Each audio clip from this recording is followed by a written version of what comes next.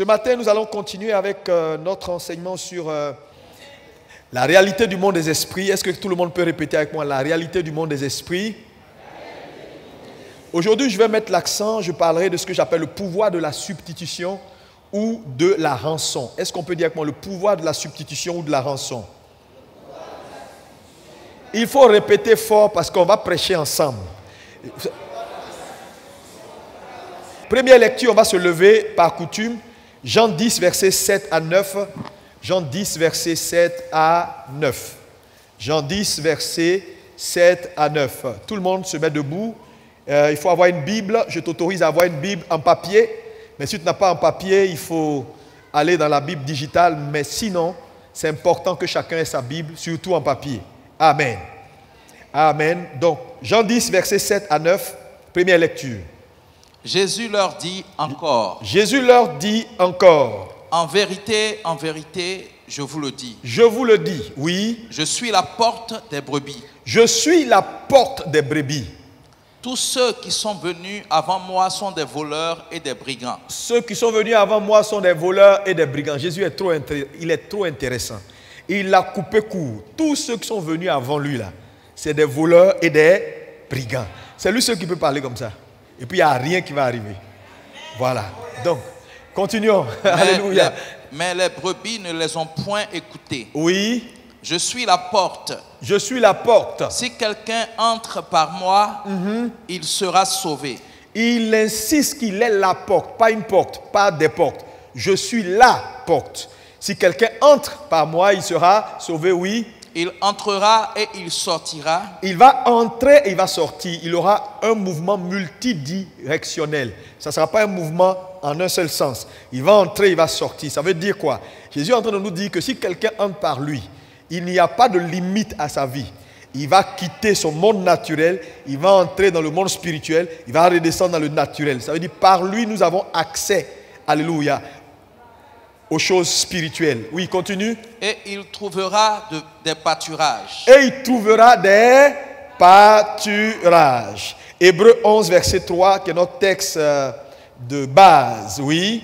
Hébreux chapitre 11, verset 3. Oui. C'est par la foi que nous reconnaissons que le monde a été formé par la parole de Dieu, en sorte que ce qu'on voit n'a pas été fait de choses visibles. Il dit en sorte que ce qu'on voit n'a pas été fait de choses visibles. En d'autres termes, si ça n'a pas été fait de choses visibles, ça veut dire que ça a été fait à partir de l'invisible. Donc tout ce que tes yeux peuvent voir, alléluia, et contempler est sorti de l'invisible. Nombre 16, verset 22.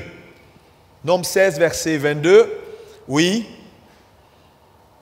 Nombre 16, verset 22. Nombre chapitre 16, verset 22. Oui. Ils tombèrent sur leur visage et dirent. Et dire.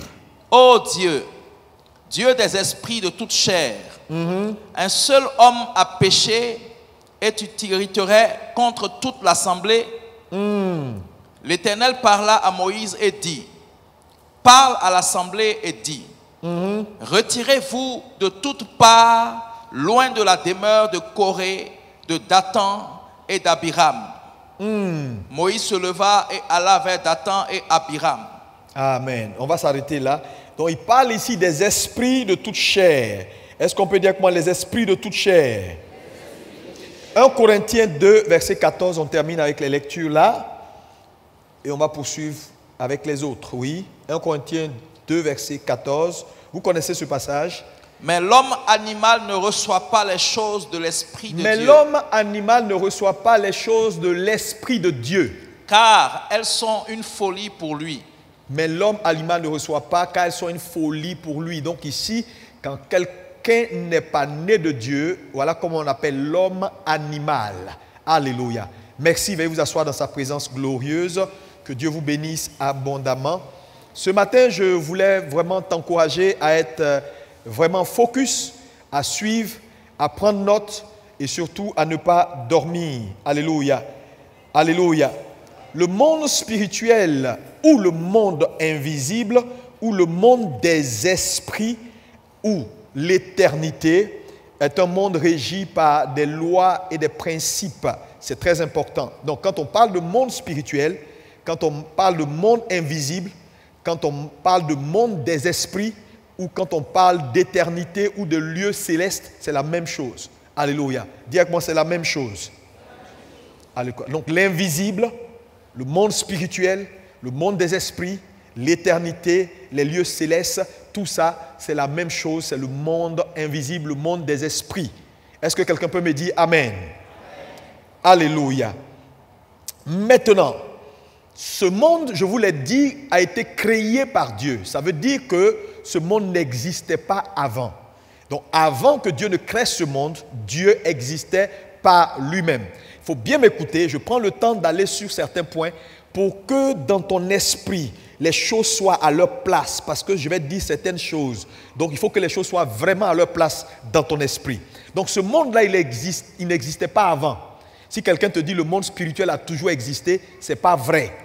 Dieu a créé un jour le monde des esprits.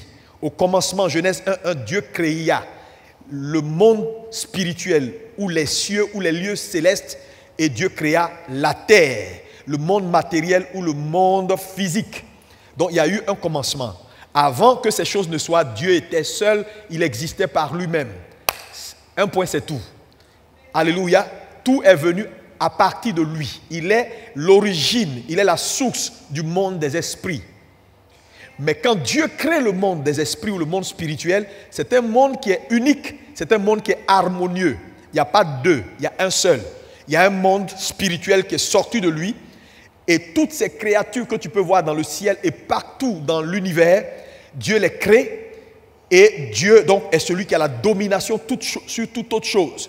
C'est pourquoi Ephésiens 3, à partir du verset 14-15, pouvait nous dire que toutes les familles dans le ciel et sur la terre tirent leur nom en Dieu. Ça, c'était au commencement. Donc, il y avait une harmonie dans le monde spirituel et il y avait un seul monde spirituel ou un monde invisible. Mais il va y avoir une rébellion dans le ciel. Et après cette rébellion, les choses ne seront plus comme avant. Le monde spirituel ou le monde des esprits va se scinder en deux mondes. Le monde des ténèbres et le royaume de Dieu ou le monde de lumière. Est-ce que vous pouvez me dire Amen? Mais quand on parle du monde des esprits, ou quand j'intitule la réalité du monde des esprits, je ne parle pas d'un seul monde, je parle du monde en général, du monde spirituel en général, qui englobe les deux. C'est très important parce que les chrétiens sont frileux quand on parle des choses spirituelles à un certain niveau. Le monde des esprits prend en compte le monde de lumière comme le monde de ténèbres. Parce que après la rébellion, il va y avoir scission. Mais ça reste le même monde, avec les mêmes principes et les mêmes lois. La seule chose qui va changer, ce sont les agendas. Satan aura son agenda, le Père aura son agenda. Est-ce qu'on peut me dire Amen? Nous connaissons l'agenda de Satan quand il dit dans Ésaïe que je monterai au-dessus des cieux, j'établirai mon trône au-dessus des étoiles de Dieu, je serai semblable au Très-Haut. C'est un agenda. Donc, après la chute, après la scission des deux mondes, chaque monde va poursuivre un agenda. Est-ce qu'on peut me dire Amen, Amen, Amen? C'est très important. Maintenant, lorsque nous lisons par exemple Genèse 1, verset 2, qu'est-ce qui est dit dans Genèse 1, verset 2? Mettez-moi ça. Regardez ici. C'est très important. Nous parlons des choses spirituelles. Amen. La terre était informe et vide. C'est-à-dire, Dieu créa les cieux et la terre. Genèse 1, 1. Ensuite, Genèse 1, 2, la terre était informe et vide. Mais ici, lorsque vous voyez la terre était informe et vide, dans la traduction littérale, ce qui rend la pensée de ce verset, c'est la terre devint. Ce n'était pas elle était, elle devint. Parce qu'elle n'a pas toujours été comme ça. Dieu ne peut pas créer et la chose est informe et vide. Quand Dieu crée, la chose est parfaite. Donc quand il a créé les deux mondes, le monde invisible, c'était parfait. Quand il a créé le monde matériel, c'était parfait. Les cieux, parfait. La terre, parfait. Donc entre Genèse 1.1 et Genèse 1.2, il s'est déroulé des milliards d'années.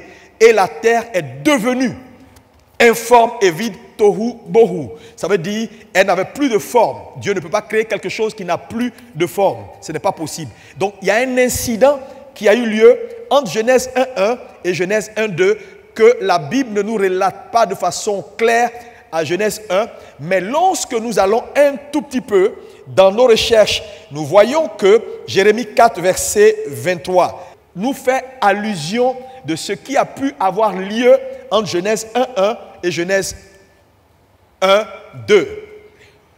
Jérémie 4, verset 23. On suit ici. Je regarde la terre et voici, elle est informe et vide. Donc, vous voyez qu'il n'y a que les deux parties dans la Bible, dans toute la Bible où tu trouveras le terme informe et vide. Les cieux et leur lumière a disparu. Ici, c'est très important de me suivre parce que vous êtes destinés à grandir. Donc, je suis obligé de vous dire les choses telles qu'elles sont. Un point important, c'est que certains commentateurs bibliques vous diront que ça fait allusion au déluge de Noé. Ça ne fait pas allusion au déluge de Noé parce que dans le déluge de Noé, la lumière des cieux n'avait pas disparu. Mais ici, il dit que je regarde la terre et voici, elle est informe et vide. Les cieux et leur lumière ont disparu. Donc, ce statement-là ou cette phrase-là nous montre que ici, il ne s'agit pas du jugement de Noé. Parce que là-bas, Dieu n'a pas touché à la lumière des cieux. Donc ici, ça fait allusion à l'événement qui s'est passé entre Genèse 1.1 et Genèse 1.2. Il y a eu un jugement parce qu'il y a eu une rébellion. C'est comme un pays, prenons la Côte d'Ivoire, et puis il y a une crise, et puis il y a scission, et puis on a désormais deux nations dans la nation. Et il y a un jugement, donc il y a une crise. Donc Dieu va juger cette rébellion. Vous connaissez l'histoire, je ne veux pas en revenir. Alléluia. Apocalypse 12, à partir du verset 7, la Bible est très claire. Il y eut guerre dans les cieux. Amen. Est-ce que quelqu'un peut me dire encore Amen? Maintenant, on continue ici. Reviens à Genèse 1, 2. Suivez, c'est très important. Reviens à Genèse 1, 2 maintenant. On repart à Genèse 1, 2. Alléluia. La terre était informe et vide. Il y avait des ténèbres à la surface de l'abîme. Donc ici, la Bible nous donne la présence des ténèbres comme un fait. Il y avait des ténèbres. On ne nous dit pas d'où viennent les ténèbres, mais on nous dit simplement que les ténèbres sont à la surface de l'abîme. Et qu'est-ce qui s'est passé ensuite? Et l'Esprit de Dieu se mouvait au-dessus des eaux. Et on continue. Et la Bible dit quoi? On continue avec le verset 3. Dieu dit que la lumière soit et la lumière fut. Donc vous allez comprendre que ici, Dieu est en train de faire quoi? Une restauration. Il n'est pas en train de faire une création. Parce qu'il a d'abord créé toutes choses et c'était parfait. Il y a eu un incident. Donc quand Dieu revient à Genèse, c'est-à-dire à Genèse 1 verset 3 et qui dit que la lumière soit, que ce n'est pas une création. Dieu est en train de juste mettre de l'ordre là où il y a eu le chaos, où il y a eu le tohu bohu. Est-ce qu'on peut me dire Amen? Est-ce que c'est clair pour quelqu'un? Est-ce que c'est clair pour quelqu'un dans la salle? Dis-moi un bon Amen, reçois la grâce de Dieu. Alléluia! C'est très important. Donc ici, on nous donne les ténèbres comme un fait. On dit les ténèbres étaient là. Et les ténèbres étaient là. Mais les ténèbres viennent d'où? N'oubliez pas. Donc la présence des ténèbres à la surface de l'abîme est la conséquence du jugement qui a eu lieu après qu'il y ait eu guerre dans le ciel. Apocalypse 12, verset 7. Alléluia. Et sa queue a entraîné le tiers des anges du ciel au verset 4. Amen. Donc Satan dans sa rébellion ne s'est pas rebellé seul. Il est allé avec beaucoup d'esprits qui habitaient les cieux. Alléluia. Dites-moi Amen. Et ces esprits-là, il les a tous balayés. Certains sont descendus sur la terre, certains sont allés dans les eaux, certains sont allés sous les eaux, certains sont allés dans les montagnes. Tous, on va y revenir lorsqu'on va parler de la démographie de façon détaillée du monde des esprits. Vous allez comprendre que c'est tous ces gens-là qui sont partout, que les gens voient à gauche, à droite, au centre. On dit les démons, les quoi, vous allez comprendre. Dites-moi Amen. Alléluia. Donc, la présence des ténèbres, c'est ça. Les ténèbres ici, c'est la conséquence du jugement, quand Dieu les a précipités. Quand Dieu les a précipités, Satan et ses généraux ont établi leur quartier général au deuxième ciel, qui est le ciel des luminaires. Est-ce qu'on peut dire avec moi le ciel des luminaires? Ils sont restés là et certains sont descendus. C'est pourquoi Apocalypse 12, verset 12, dit par exemple, heureux que le ciel se réjouisse, mais que la terre, malheur à la terre, parce que le diable est descendu vers vous. Alléluia. Si le ciel doit se réjouir, parce que Satan n'est plus là-bas, ça veut dire nous, on a une raison de pleurer parce qu'il est ici. Ouais. Dis-moi amen. Amen. Alléluia. Ça va pour quelqu'un, hein? Donc tout ça, c'est pour vous permettre d'avoir les choses claires dans votre esprit. Parce que quand la Bible n'est pas bien claire dans ton esprit, tu vas avoir une mauvaise interprétation des Écritures ou tu ne comprendras pas la pensée de Dieu jusqu'à un certain niveau. C'est pourquoi je prends le temps de vous expliquer ces choses-là pour mettre un peu de lumière dans vos esprits. Alléluia. Est-ce qu'on peut me dire Amen? Maintenant, dans l'étude de la démographie de ces différents mondes, le monde spirituel en général et le monde matériel également, nous avons vu que la démographie parle de l'étude de la caractéristique des peuples, de leur structure, de leur dimension et de leur mode migratoire. Et donc, en étudiant c'est-à-dire la démographie de ces différents, comment on appelle ça, de ces différents mondes, on s'est rendu compte que c'était des mondes très organisés, hein, très organisés. On va y arriver tout à l'heure. Alléluia. Maintenant, on a aussi vu que dans l'étude de la démographie, dans ce monde, il y avait une très forte migration, surtout entre le monde des esprits, de façon générale, qui a deux compartiments, le monde de lumière et le monde des ténèbres, et le monde matériel. Il y avait une forte migration qui allait du monde des esprits vers le monde matériel. Maintenant, pourquoi? C'est-à-dire, cette migration-là, elle est dense du monde spirituel vers le monde matériel. Je vais te donner un certain nombre de raisons importantes qui font que la migration est beaucoup plus forte entre le monde spirituel et le monde matériel. Ça veut dire quoi? Ça veut dire que les esprits viennent beaucoup sur terre. Les esprits interagissent beaucoup avec les affaires humaines. Mais qu'est-ce qui fait que le flux migratoire est beaucoup plus dense du spirituel vers le naturel, mais n'est pas beaucoup dense du naturel vers le spirituel? Alléluia. On peut expliquer la deuxième raison. Ceux qui ont la responsabilité de faire en sorte que le flux soit dense du matériel ou du monde matériel vers le monde spirituel n'ont pas grande compréhension des choses spirituelles. Ils ne savent même pas de quoi il s'agit. L'Église a formaté son peuple à tout sauf à la spiritualité. Vous comprenez? On a formé nos églises, on a formé nos fidèles, on leur a donné des enseignements qui sont terre à terre et les chrétiens grandissent mais restent naturels, donc ne comprennent pas réellement ce que c'est que la spiritualité. Et naturellement, quand on ne comprend pas quelque chose, on ne peut pas en bénéficier. Est-ce que vous pouvez dire Amen? Donc, la première raison que je veux souligner ici, c'est que le monde matériel est tiré du monde spirituel. Il ne faut jamais l'oublier. C'est un point important. Quand Dieu fait la création, il crée le monde spirituel d'abord. Ensuite, il crée le monde matériel, ensuite à partir du monde spirituel. Maintenant, j'ai établi un principe important ici en disant ceci. En disant que l'origine d'une chose influence la chose. L'origine d'une chose a toujours ce qu'il faut pour entretenir la chose. Il ne faut jamais l'oublier, c'est un principe important. Maintenant, un arbre par exemple ne peut pas dire c'est Dieu qui m'a créé et dit à la terre c'est Dieu qui t'a créé, c'est Dieu qui m'a créé donc je n'ai pas besoin de toi. Non. Pourquoi? Certes, la terre a été créée par Dieu, l'arbre a été créé par Dieu, mais en second point, l'arbre tire son origine de la terre dans le sens où Dieu a dû faire appel à la terre pour sortir l'arbre. Donc, il y a une dépendance de l'arbre vis-à-vis de la terre si elle veut continuer à survivre. Maintenant, Hébreux 11, verset 3 nous dit que le visible ou le matériel est sorti de l'invisible. Ça veut dire que si donc tout ce qui est matériel est sorti de l'invisible, alors le même principe est applicable. Dites-moi Amen. Ça veut dire que le monde matériel a une dépendance du monde invisible et qu'aucun monde matériel, y compris ceux qui l'habitent, ne peuvent subsister ou ne peuvent accomplir leur mandat sans tenir compte de là où ils sont sortis. Ce n'est pas possible. C'est pourquoi j'ai dit c'est suicidaire de ne pas avoir la compréhension des choses spirituelles, de ne pas grandir. C'est suicidaire parce que tu as été tiré de là-bas. La preuve, ton corps a été tiré de la terre. C'est pourquoi ton corps a besoin de manger foutou, igname, du riz, tout ce qui est sorti de terre pour l'entretenir.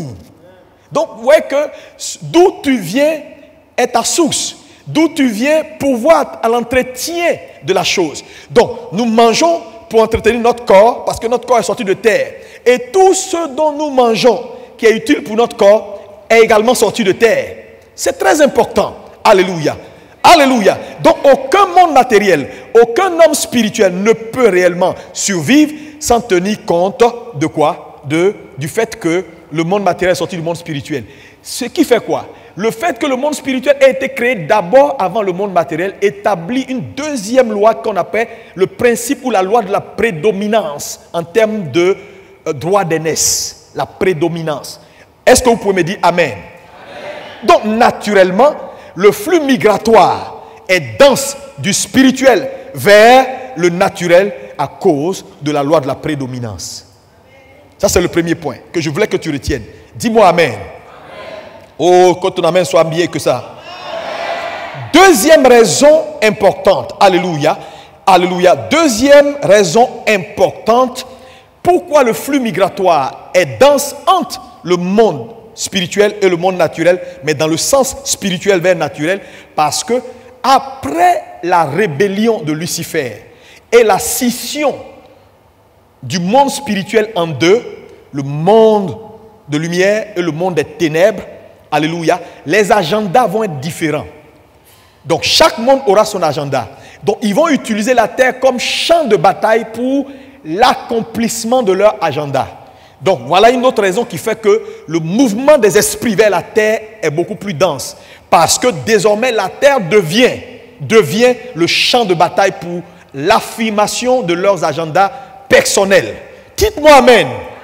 Et c'est essentiel pour vous de croire. C'est pourquoi ne croyez pas que je suis à Abidjan. Mon ami, il n'y a pas de position de neutralité. À un moment donné, il va falloir dire à qui tu appartiens et dans quel camp tu es. Parce qu'aujourd'hui, le monde est devenu le champ d'action, le champ de bataille. Frère, Satan veut gagner le maximum. Dieu veut gagner le maximum. Parce que celui qui gagne le maximum domine. Oui, parce qu'il y a eu scission. Il y a eu scission, il y a eu rébellion, ils se sont séparés. Satan a juré à Dieu que je vais te renverser, je vais te vaincre. Voilà mon agenda. Dieu a dit, ok, on verra. Donc, les hommes sont devenus l'enjeu de ces deux mondes-là. Donc, par personne interposée ou par monde interposé, ces deux mondes-là se battent au quotidien. Voilà pourquoi vous ne devez pas être là juste comme des gens qui ne savent pas ce qu'ils ont à faire. Quand deux États sont en guerre, tu es d'accord, tu n'es pas d'accord, tu es en guerre. Regarde ton voisin, dis-lui, tu es en guerre. Tu te comportes comme si tu es en temps de paix. Nous ne sommes pas en temps de paix. Nous sommes engagés dans une guerre qui est mortelle.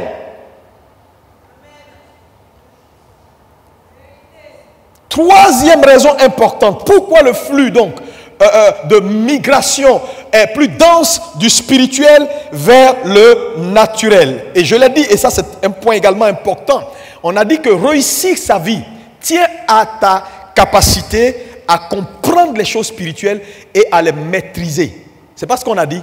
Donc si donc réussir sa vie tient à la compréhension des choses spirituelles et à la maîtrise des choses spirituelles, alors cela explique pourquoi le flux migratoire entre le monde des esprits vers le monde matériel devient dense, dans le sens où la demande est forte à partir du monde physique.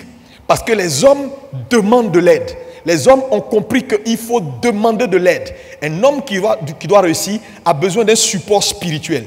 Donc la demande est forte. Le problème, c'est que cette demande, elle n'est pas forte véritablement dans l'autre camp, dans le sens où ceux-mêmes qui sont les directeurs de ce monde, l'Église de Jésus-Christ qui a reçu le mandat, n'a même pas conscience qu'elle a besoin de support spirituel pour réussir.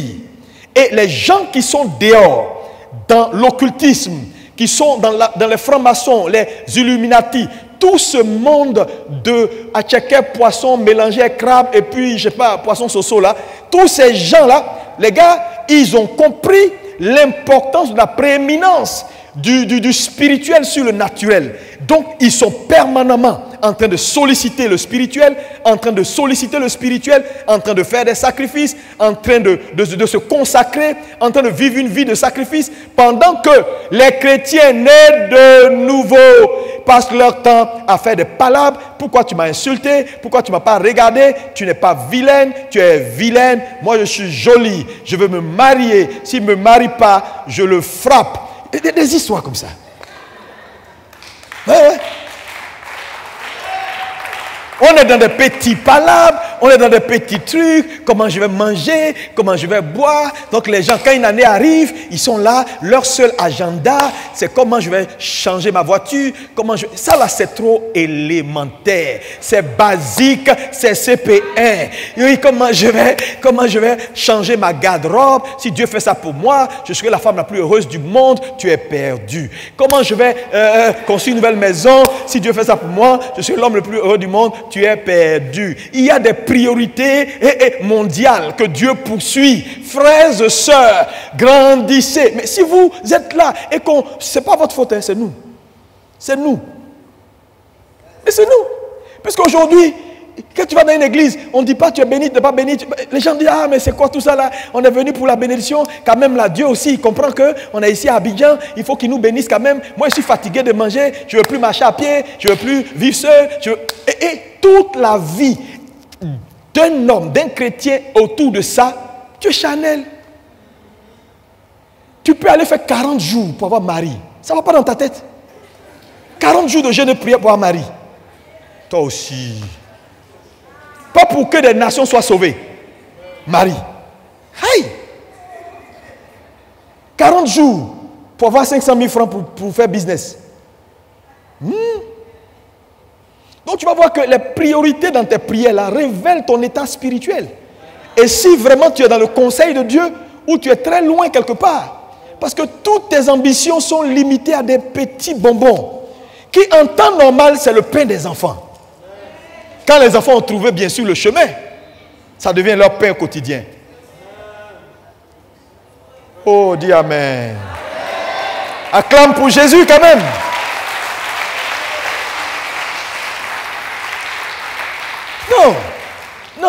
Non. Tu sais, je te dis, il n'y a rien. Je suis arrivé à un point où j'ai compris, il n'y a rien qui doit t'empêcher d'aller au mandat qui touche au cœur de Dieu. Rien du tout. Tu vas voir des gens, ils cherchent l'argent, il n'a pas eu l'argent. Il est là, il est fâché. Il dit ce dimanche, je ne vais pas à l'église. Je vais me retirer. Je vais prier parce que je sens que Dieu est là même. Il faut que je lui parle. Pourquoi? Pour une affaire de 100 000, tu as demandé, il ne t'a pas donné. Il y a évangélisation, il dit, il ne va pas. Il y a prière, il dit, il ne va pas. Il y a ça à l'église, il dit, il ne va pas. Même son travail à l'église, il ne fait plus bien. Il est là, dans son coin. Je suis dans mon coin. Je cherche Dieu. Tu ne peux pas trouver Dieu. Je te le dis, tu ne vas pas le trouver. Parce que Dieu a des priorités qui entraînent d'autres priorités.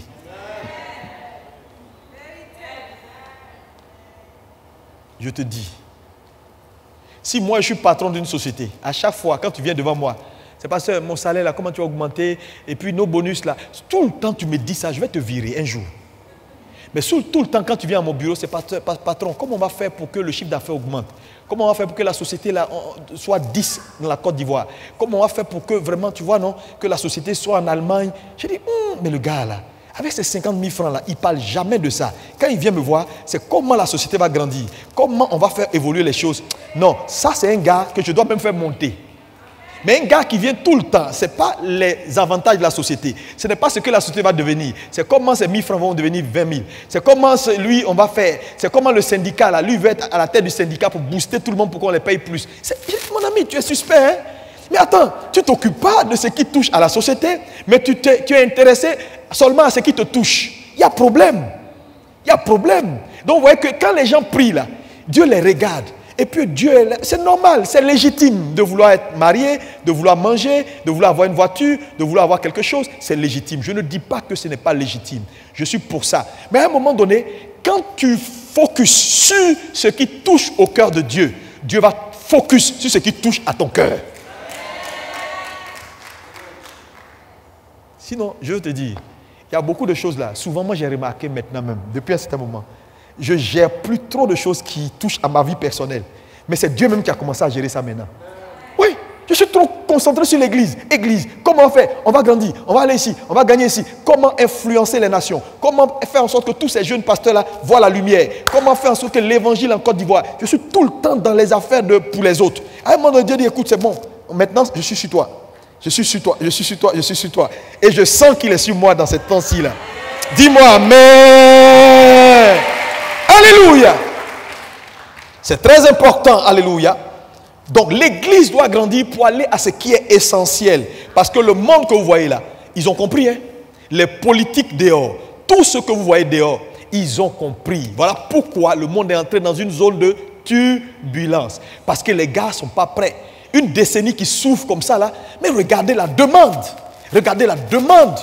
Depuis 2020, regardez la demande. Nous sommes à 1,5 million de morts de la COVID-19. La demande est forte. Les gars ne jouent pas dehors. Il faut que l'église se réveille. Dites-moi amen. C'est essentiel. Parce que vous savez, l'homme, je l'ai dit, est le seul être qui a double nationalité. Par son esprit, il est citoyen des affaires célestes. Par son corps, il est citoyen des affaires humaines, naturelles. Alléluia. Gloire à Dieu. Donc, il est important pour nous d'entrer dans cette dimension-là. Mais, la chose, c'est que, depuis la chute d'Adam à Éden, l'homme a perdu sa dimension spirituelle. Donc, a perdu sa première nationalité. C'est un peu comme toi. Tu es français ivoirien. Et puis, à un moment donné, tu es déchu de ta nationalité française. Tu ne peux plus rien faire. Donc, l'homme, après Éden, perd sa dimension spirituelle et perd donc sa nationalité céleste. Et Jésus vient, pourquoi? Pour restaurer à l'homme donc sa dimension perdue.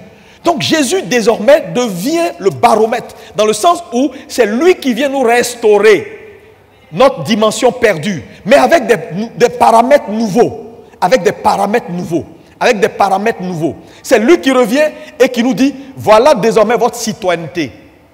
Donc c'est un peu comme si, moi je suis français, ivoirien. À un moment donné, il y a division, il y a une guerre en France, la France se divise et il y a deux États.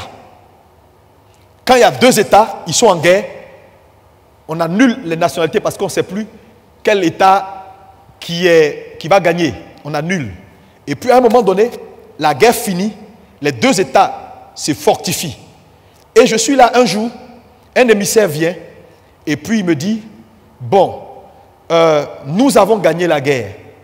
Et que désormais, pour tous ceux qui ont perdu leur première identité, quand on appelait la France, par exemple la Gaule, parce que c'était un pays unifié, désormais, ça ne sera plus la Gaule, parce que ce n'est plus un seul territoire.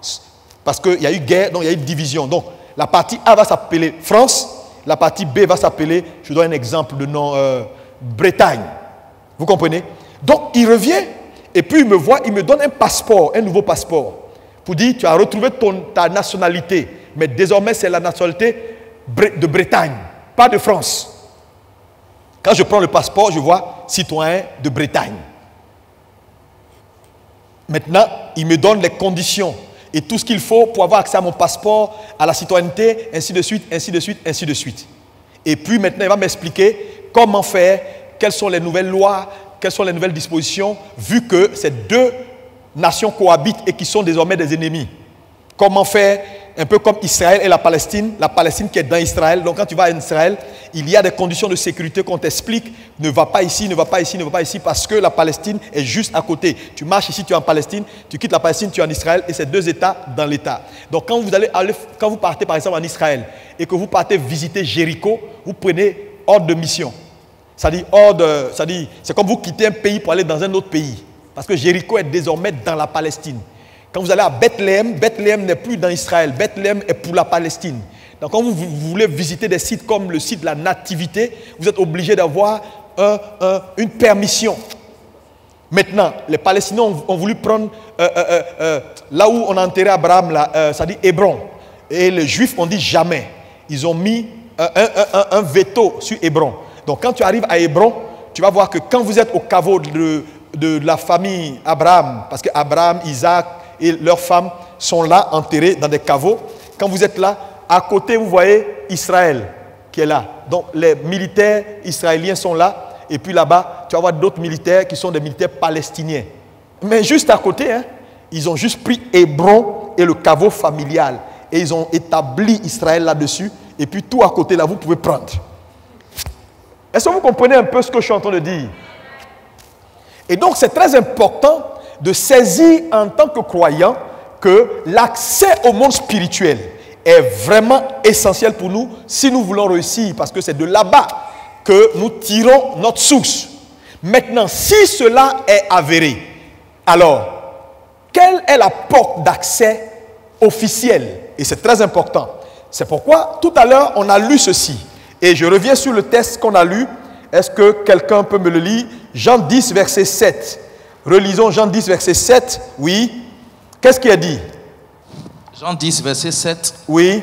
Jésus leur dit encore. Oui. En vérité, je vous le dis. Je vous le dis. Je suis la porte des brebis. Je suis la porte des brebis.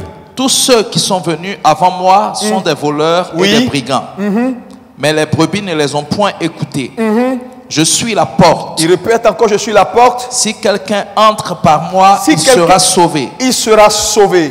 Il entrera et il sortira. Oui. Et il trouvera des pâturages. Alléluia. Maintenant, regardez. Jean 8, verset 32. Il dit quoi dans Jean 8, verset 32? Il dit, vous connaîtrez quoi? La vérité. Est-ce qu'on peut répéter ensemble? Et la vérité vous affranchira. Tout le monde, la main levée. Vous connaîtrez la vérité. Et la vérité vous affranchira. Maintenant, pasteur, lis-moi Jean 14, verset 6. Tout le monde regarde à Jean 14, verset 6. C'est un point important ici que je fais, oui. Jean 14, verset 6. Jésus lui dit. Jésus lui dit. Je suis le chemin. Je suis le chemin. Est-ce qu'on peut dire ensemble, Jésus est le chemin? La vérité. La vérité. Et la vie. Et la vie. Nul ne vient au Père que par moi. Regardez cette déclaration. Elle est très très forte. Jésus dit, je suis le chemin. Il ne dit pas je suis un chemin. Est-ce qu'on peut dire le chemin? Ce n'est pas une idée. Répétez, le chemin n'est pas une idée. C'est une personne. Le chemin n'est pas un sentier. C'est une personne. Il dit, je suis la vérité. Dites, la vérité n'est pas une philosophie. C'est une personne. La vérité n'est pas une sensation. C'est une personne. Donc, quand vous parlez vérité, il faut toujours avoir dans votre subconscient que la vérité est une personne, est quelque chose de personnifié. Donc, si votre vérité ne rencontre pas sa vérité, vous êtes dans l'erreur. Parce que je vois des gens qui disent, oui, la Bible dit mais. Il n'y a pas de mais. Si la parole a dit, c'est ce qui est la vérité, c'est ce qui est la norme. Il dit, je suis la vérité et je suis la vie Zoé. Je suis la vie, la vie, la vie, la vie. Ça veut dire que toute poursuite, les hommes en général, quand ils vont vers le monde spirituel, c'est pour chercher de l'aide. Mais en réalité, l'aide, c'est pour quoi? C'est pour prospérer, c'est pour avoir de l'argent, c'est pour avoir un bien-être. Mais quand on prend tout ça ensemble, ça se résume en quoi? Ce qu'ils cherchent, c'est la vie. La vie. Parce que dans la vie, dans la vie Zoé de Dieu, il y a l'abondance, il y a le bien-être, il y a la sécurité, il y a tout. Tout ce qu'un homme cherche dans la vie, alléluia, est dans la vie Zoé de Dieu. Donc quand il dit, je suis le chemin, ça veut dire qu'il n'y a pas un autre chemin. Je suis la vérité, ça veut dire qu'il n'y a pas une autre idée de vérité. Je suis donc la vie. Jésus donc personnifie en réalité ce qu'un homme peut vouloir dans sa vie, alléluia, peut rechercher. Mais en le faisant, il nous donne des indications très claires. Numéro 1, Jésus donc nous révèle qu'il est la voie exclusive pour avoir accès au monde des esprits. Ça, c'est le premier point. Il nous révèle cela. Et c'est important. Il nous dit, je suis la voie, je suis le chemin sécurisé, le chemin balisé vers le monde des esprits. Ça veut dire quoi? Quiconque ne passe pas par lui, ne passe pas par la porte, va sûrement se tromper. Est-ce qu'on peut me dire Amen? Le problème de l'Église, c'est que l'Église aujourd'hui ne sait pas quelle est sa porte. Voilà pourquoi les chrétiens ne s'en sortent pas. Je vais vous dire, cette phrase, elle est totalitaire. Elle n'est pas ambiguë. Il y a un seul chemin. C'est pourquoi je veux que tu grandisses. Pour pouvoir dire à ceux qui recherchent la gloire, aux francs-maçons, aux rosicruciens, aux Illuminati, qui sont en train de perdre leur temps. Parce qu'il y a une seule porte qui mène véritablement à la vraie vérité, qui sont en train de rechercher dehors. Il y a un seul chemin qui mène à la vie Zoé de Dieu, qui sont en train de rechercher dehors. Il y a un chemin, il n'y a pas deux chemins. Il y a un seul chemin et son nom c'est Jésus. Est-ce qu'on peut acclamer pour Jésus? Alléluia! Alléluia. Et ce Jésus, en nous restaurant notre dimension perdue, notre dimension spirituelle, en nous restaurant notre nouvelle nationalité, alléluia, il est le seul à pouvoir nous dire, désormais, voilà votre patrie. Il est le seul. Donc, en le faisant, il nous a également révélé notre mode opératoire. Ça veut dire, quelqu'un qui veut réellement comprendre le monde des esprits et grandir jusqu'à un certain niveau afin d'influencer sa vie ici-bas, doit aller à la recherche de celui qui a initié le chemin, de celui qui nous a reconnectés au monde des esprits. Voilà pourquoi, en dehors de Jésus, il n'y a pas de vraie spiritualité. Le vrai problème de l'église, les gens ne connaissent pas Jésus. Ils sont bourrés dans nos églises, ils ont une idée de Dieu, mais ils ne savent pas qui est Jésus. Voilà pourquoi ils sont ainsi charnels, bloqués. Quand les rosicruciens, ces gens perdus, leur font des démonstrations, ils ont l'impression que finalement ces gens ils sont forts, hein? Ils comprennent beaucoup de choses que nous on ne comprend pas. C'est faux. Mon ami, je veux te dire, cherche à le connaître, cherche à entrer dans ce chemin, cherche à connaître cette vérité. Tu vas être surnaturel, tes yeux vont s'ouvrir, tu vas avoir accès au monde des esprits, tu vas faire des exploits pour Dieu. Regardez dans la Bible des gens qui ont vécu sous une alliance inférieure, l'alliance abrahamique, l'ancien chemin que Dieu avait fait pour pouvoir permettre à son peuple d'alors de pouvoir garder le contact avec le spirituel. Un chemin qui n'était même pas parfait. Mais regardez les exploits qu'ils ont fait. Regardez la vie d'Élisée. Regardez la vie d'Élie. Regardez ce que nos pères ont fait. Et maintenant, nous avons le chemin. Le chemin. Le chemin. Le chemin. Regardez nos œuvres. Regardez comment les chrétiens croupissent sous la maladie, comment les chrétiens croupissent sous la misère. Ils ne s'en sortent pas. Les choses sont bloquées, ils sont charnels. Quand il pleut dehors, il pleut dans leur maison. Quand ça ne va pas dehors, ça ne va pas dans leur maison. Ils sont là tout le temps affaiblis par la maladie, affaiblis par la vie, remplis de soucis. Il y a des gens même pour venir à l'église ce matin, c'était compliqué. Tellement il est rempli de ce monde avec ses soucis. Donc l'incapacité de libérer son esprit. Frères et sœurs, voilà la réalité de l'église. Une église complètement mélangée. Pourquoi? Parce que les gens ne veulent pas connaître celui qui est la porte. Ils ne veulent pas aller vers celui qui introduit réellement dans le spirituel. C'est pourquoi vous n'avez pas de choix, mon ami. Je veux te dire, si tu ne cherches pas à connaître réellement Jésus et que tu viens t'asseoir à l'église pour ce que Jésus peut te donner, tu vas voir ce qui va t'arriver. On ne cherche pas Dieu pour ce qu'il donne. On cherche d'abord Dieu pour ce qu'il est. C'est quand tu as trouvé ce qu'il est que tu auras ce qu'il donne et tu auras ça bien. Et regardez la vie des gens. Ah non, c'est que Dieu peut me donner, il faut que j'aille à l'église parce que là on me poursuit la nuit. Si c'est pour ça que tu es venu là, tu es perdu. Non.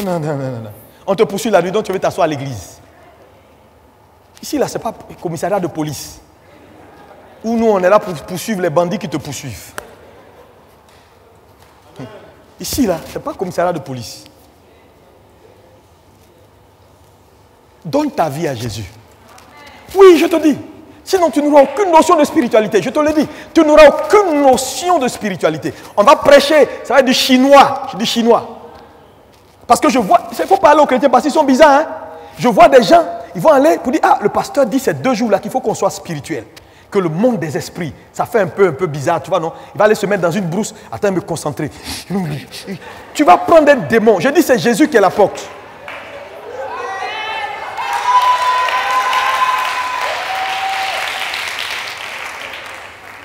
Il ne faut pas aller faire quelque chose, c'est Jésus la porte. Il est le chemin sécurisé. Dis avec moi, chemin sécurisé.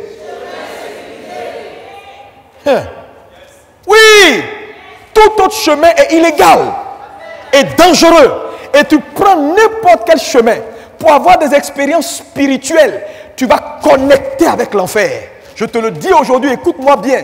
La plupart des gens qui ont connecté avec l'enfer, il y a beaucoup même de chrétiens dedans, beaucoup de chrétiens. Mais parce qu'ils voulaient faire leurs choses, sans tenir compte de celui qui a balisé le chemin, qui a insisté pour dire, je suis la porte, je suis la porte, je suis la porte. Parce que tu prends une autre porte, ça va te donner accès à un autre monde.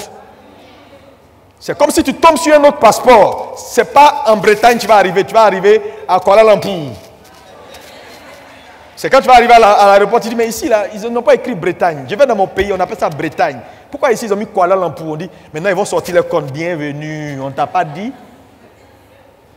Beaucoup se sont trompés, des leaders spirituels qui sont trompés et qui ont fini par connecter avec le mauvais monde. Pourquoi? Ils veulent mystifier, ils veulent chercher là où Dieu ne leur a pas donné le droit d'aller. Frère, c'est pourquoi je dis, Jésus ne nous a pas seulement restaurés, mais nous a donné également notre mode opératoire avec les balises nécessaires. C'est pourquoi la Bible est la parole de Dieu. Quelqu'un qui sort de la Bible et qui fait des choses en dehors de ce qui est écrit va aller dans le décor.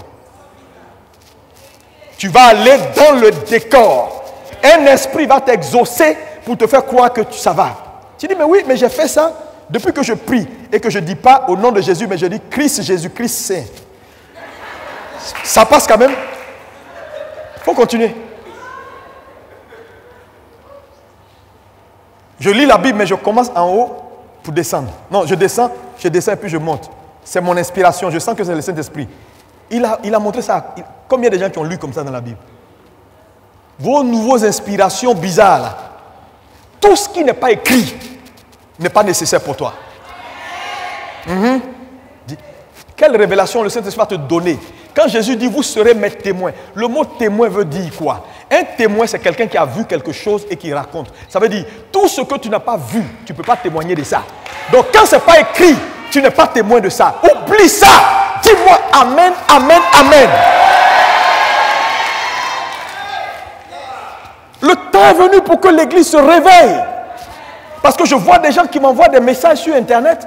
Ah oui, mais j'ai vu que ton nouveau livre sur le monde des esprits sort. J'ai vu que tu parles beaucoup du monde des esprits. Il faut que tu m'expliques. Et puis vraiment, oui, j'ai besoin de savoir. Donc ça veut dire que je peux être ici et être à Djamé en même temps. J'ai dit, mon ami, si c'est ça qui est ta poursuite, tu es perdu. Tu es perdu, tu es perdu. Parce que les chrétiens, il faut s'en méfier. Les gars ne sont pas sérieux. Hein? Ils veulent sortir de leur corps. Ils veulent faire des trucs. Mon ami, je veux te dire, c'est Dieu seul qui donne à un homme une expérience. Mais seulement par la voix, par la voix, par la voix, par la voix, par la voix. Dis-moi amen.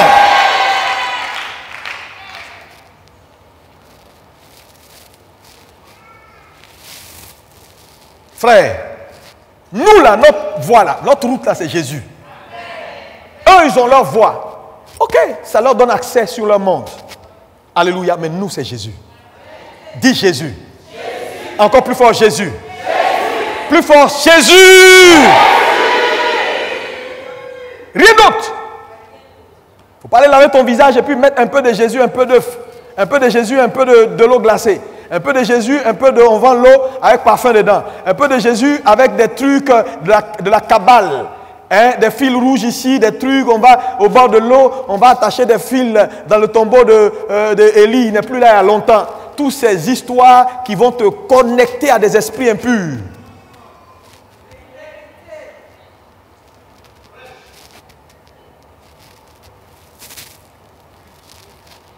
Quelqu'un me dit encore amen. Alléluia. Jésus est le chemin, la vérité et la vie. Est-ce qu'on peut acclamer pour lui?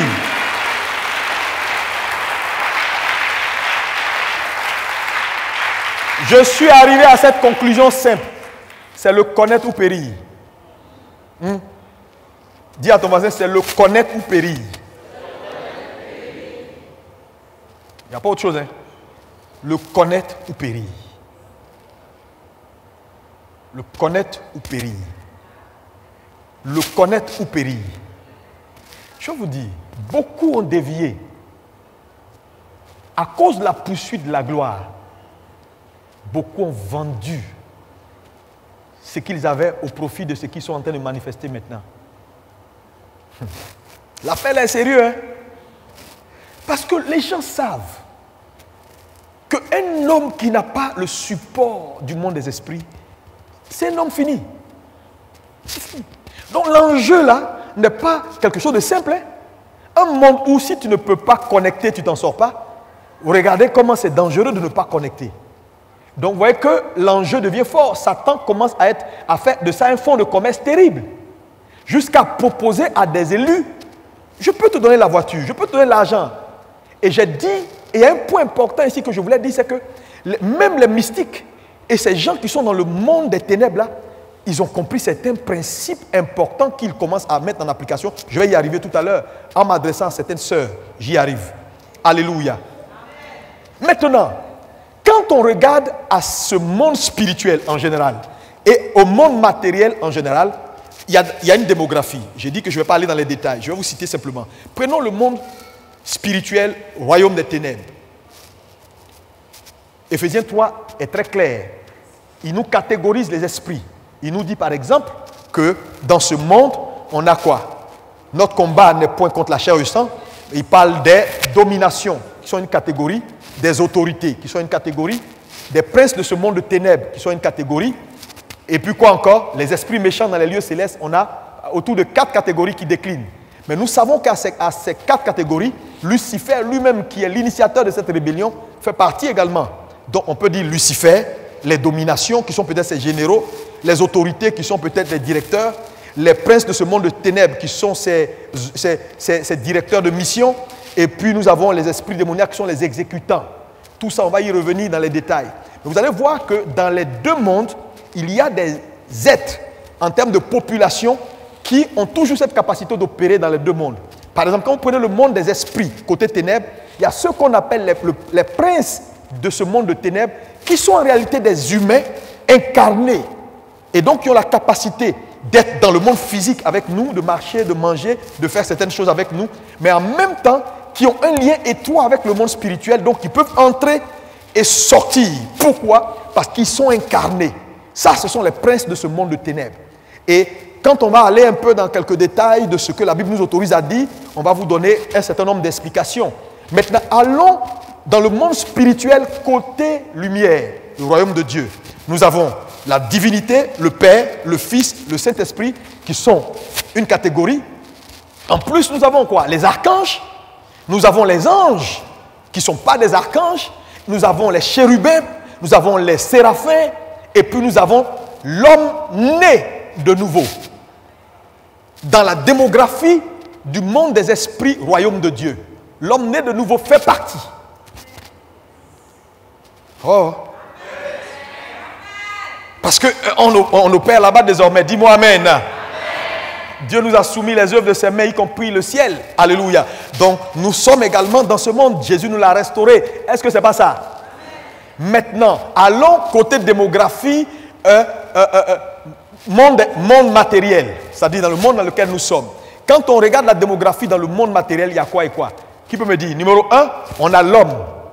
L'homme né de nouveau, qui vit ici. C'est ça, non? Deuxièmement, on a l'homme né une fois. Parce que l'homme né de nouveau, c'est l'homme né 2 fois. L'homme né 2 fois. Maintenant, l'homme né une fois, c'est l'homme animal. On vient de le lire. Celui qui n'a pas l'esprit de Dieu, ce qu'on appelle les esprits de toute chair. Tout homme né d'une femme qui n'a pas fait l'expérience de la deuxième naissance fait partie de cette catégorie-là. Et puis ensuite, on a les animaux vivants. En termes de tout ce qui est espèces, marins, tout ce que tu peux voir comme animaux vivants, espèces, font partie également de la démographie de ce monde matériel. Ensuite, on a quoi encore? On a les végétaux, tout ce qui est plantes et tout. Ensuite, on peut terminer avec tout ce qui est minéral. Tout ce qui est matériel, c'est-à-dire minéral, ainsi de suite, l'or, l'argent, les fers, tout ce que vous connaissez. Donc, quand on regarde la démographie dans le monde matériel, on a l'homme né 2 fois, on a l'homme né une fois, on a quoi encore? On a les animaux avec tout ce qui est espèce animale, on a végétaux avec tout ce qui est espèce, on a également les minéraux, tout ce qui est matériel. Alléluia. Donc voilà un peu les différentes démographies. Est-ce que vous comprenez maintenant? Ça peut aller? Maintenant, quand vous prenez la démographie de ce monde matériel, vous verrez que dans le monde matériel, j'ai dit numéro 1, on a l'homme né 2 fois. L'homme né 2 fois, c'est celui qui est né de nouveau. Celui qui a donné son cœur à Jésus, celui qui a accepté Jésus, dont la dimension spirituelle perdue, dont la nationalité perdue a été restaurée. Et c'est vous et moi. Est-ce qu'on peut s'acclamer? Alléluia. Deuxièmement, on a l'homme né une fois. L'homme né une fois, on l'a lu tout à l'heure. Quand on a fait la lecture au départ. Alléluia. Dans Nombre 16, verset 22, il parle des esprits de toute chair. Alléluia. On a lu également dans 1 Corinthiens 2, verset 14, lorsqu'il parle de l'homme animal. Ça, c'est l'homme né une fois, l'homme animal. Mais la Bible précise qu'il s'appelle l'homme animal. Ça veut dire qu'entre sa vie et la vie des animaux, il n'y a pas de différence. C'est choquant, hein? C'est très choquant ce que je vais vous dire tout à l'heure. Donc, l'homme animal est un homme qui, voilà, on l'appelle l'homme animal. Entre lui et les animaux, il n'y a pas de différence. Maintenant, cette transaction entre le monde spirituel et le monde naturel est réelle dans le sens où c'est deux mondes qui sont interdépendants. Dis avec moi, c'est deux mondes interdépendants. Ça veut dire quoi? Ça veut dire que le monde spirituel a besoin aussi du monde matériel pour son affirmation et l'accomplissement de son agenda. De même que le monde matériel a besoin du monde spirituel. Pourquoi? Pour sa survie et son accomplissement. Donc ça veut dire quoi? Nous avons besoin d'eux parce que nous sommes sortis d'eux. Mais de même que nous sommes sortis d'eux et qu'on a besoin d'eux pour survivre, eux aussi ils ont besoin de nous parce qu'ils ont un agenda à accomplir et nous sommes leur théâtre d'opération. Donc vous voyez que l'interdépendance est là et elle est claire. Dites-moi amen. Ce point-là, il faut l'établir rouge. L'interdépendance entre ces deux mondes. Ça va nous ramener dans un point important que je vais maintenant t'expliquer en parlant du principe de la substitution. Et on va aller vers la fin. Est-ce que tu es d'accord pour continuer? Si tu es d'accord, acclame le Seigneur. Alléluia. Alléluia. Alléluia. Maintenant, c'est essentiel ce point que je veux faire maintenant. Gloire à Dieu. Lisons ensemble le psaume 91, versets 7 à 8. Versets 7 à 8. S'il te plaît, pardon, il faut bien écouter. Parce que nous sommes arrivés au point culminant et on va aller vers la fin. Et ce point-là, il faut que tu saisisses ça très, très, très, très bien. Oui. Tout le monde regarde le tableau. On va lire ensemble. Que 1000 tombent à ton côté. Et 10 000 à ta droite. Tu ne seras point atteint. Verset 8. De tes yeux seulement. Tu regarderas. Et tu verras la rétribution des méchants. Écoutez-moi bien. Dieu qui parle, il dit que 1000 tombent, 10 000 ici. Toi, tu ne seras pas atteint. De tes yeux seulement, tu regarderas et tu verras quoi? La rétribution des méchants. Première question, est-ce que ce verset-là ne te choque pas? Moi, ça me choque un tout petit peu. Parce que celui qui parle n'est pas un homme ordinaire, c'est Dieu, créateur du ciel et de la terre. Le Dieu de compassion. Mais pourquoi Dieu dit que 1000 tombent, c'est-à-dire 10 000 ici, c'est-à-dire il dit 11 000 personnes humaines vont mourir, vont tomber. Ce n'est pas mon problème. Toi, c'est toi qui m'intéresse. Ça doit t'inquiéter. Alléluia. Frères et sœurs, Dieu parle. Dieu est en train de parler. Il dit 11 000 personnes tombent. C'est un peu comme si, regardez-moi, il y a un incendie dans une école primaire. Et puis, il y a 10 000 enfants de 3 ans dans l'école. Et puis, l'incendie descend. Et toi, tu as la capacité de sauver les 10 000. Mais tu ne le fais pas. Tu rentres, tu cherches ton enfant, tu prends ton enfant et tu sors. Quand tu vas sortir, est-ce qu'on va dire que tu es un héros? Parce que dans la jurisprudence, on va dire que tu as fait ce qu'on appelle non-assistance de personnes en danger. À la limite, mais on peut te mettre en prison. Oui, parce que la conscience populaire sera choquée de savoir que tu as les moyens de sauver 10 000 enfants. Tu rentres, tu prends ton enfant et tu sors. Tu t'en fous des autres. Il y a problème. Voilà un peu l'attitude de Dieu. Dieu dit que 1000 tombent, 10 000 après. Ce n'est pas mon problème. Toi, c'est toi qui m'intéresse. Toi, je vais te garder. Oh, quelqu'un me dit Amen. Alléluia. Mais pourquoi Dieu décide de faire les choses comme ça? C'est très, très important. On va poursuivre dans nos lectures et tu vas me comprendre au fur et à mesure que j'avance dans ce que je suis en train de dire. Alléluia. Alléluia. Alléluia. Exode 12, verset 13. Dans Exode 12, verset 13, nous voyons l'histoire des enfants d'Israël. Il y a un combat spirituel pour la sortie d'Israël d'Égypte. Et Dieu vient, il donne des instructions à Moïse. Il dit, le sang vous servira de signe. Donc il demande aux enfants d'Israël de faire quoi? De tuer un animal et puis de prendre le sang pour mettre sur les linteaux des portes pour que quand l'ange du jugement, de la mort va passer, qu'est-ce qui va arriver? Que tous ceux qui sont entrés dans la maison soient épargnés. Mais il dit, sur l'Égypte, je tuerai ce même soir les premiers-nés. Donc, en d'autres termes, il dit aux enfants d'Israël, qui est son peuple, qu'il s'est choisi, vous, ce sera un animal que vous allez tuer pour racheter vos vies. Mais pour eux, ils paieront de leur propre vie. En d'autres termes, c'est comme si Dieu est en train de dire, un homme est égal à un animal. Donc, quand je tue un chez eux, vous tuez un taureau.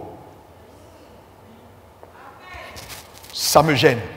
Comme si Dieu disait, eux, je tue un homme là-bas, mais chez vous ici, au lieu que ce soit un homme, c'est un bélier. Donc, il compare un Égyptien mort à un bélier c'est-à-dire à un bélier pour l'Israélite. Ça commence à être intéressant.